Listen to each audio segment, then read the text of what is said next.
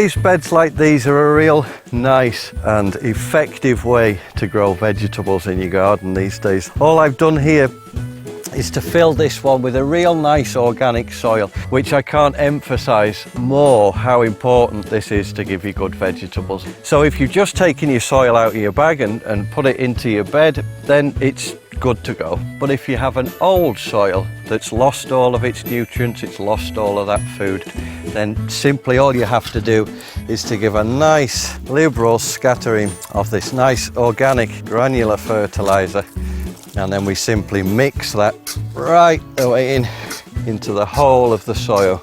And the nice thing about these is that I've got fertilizer now throughout the whole of the bed here. And as I'm watering over the top of it with an organic slow release fertilizer, then that water's taking the food and the nutrients into the bottom of the soil, into where the plants need it all the time. And then we just give a final level off, and there we have it. Here I'm planting beetroot. Always observe the planting depths and the planting distances. And I know with this one, they're 5 centimetres apart and 2 centimetres deep.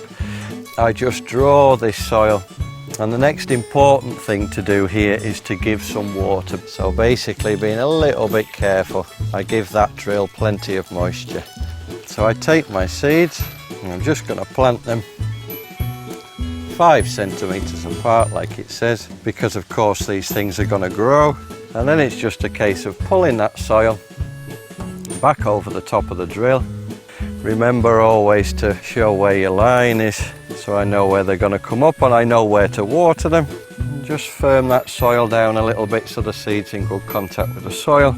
And a really good tip for you when you've planted your seeds is to turn the rows of the watering can upside down, and it gives a much nicer even flow of water onto that drill. One thing I like to do if I'm sowing in spring when it's a little bit colder is to take some fleece. We just simply put that over the top, taking a few stones, and what that's going to do is that's going to give a little bit of extra heat to the soil to germinate those seeds quickly, and it's also going to keep off any pests. So if I'm doing it in spring, this is exactly how I would do it. And when you start to see those seeds germinate, then it's just a case of taking it off and let the sun do the rest. When your plants are growing throughout the season, in order to produce really strong and healthy plants, and by strong and healthy plants what they will do is they will become more resistant to these little pests and bugs and diseases that might come into the plants, and it will make them grow a little bit faster, so you can harvest them a little bit faster also. So what I like to do every couple of weeks is to give a nice organic liquid feed, and simply by putting that into the watering can, take a mixing stick and make sure that's really well mixed into the water that I have in here.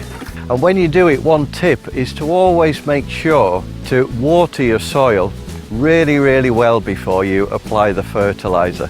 And then it's simply a case of going down my line and just give it a really nice bit of food, and your plants will really appreciate that and give you a real nice bumper crop at harvest time.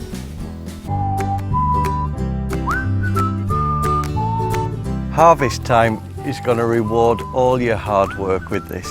A kitchen garden full of wonderful food. There's nothing better for me just to pull these crops out of the ground and taking that straight into the kitchen full of all that nutrition. Fresh food, full of nutrition for me and for all of my family.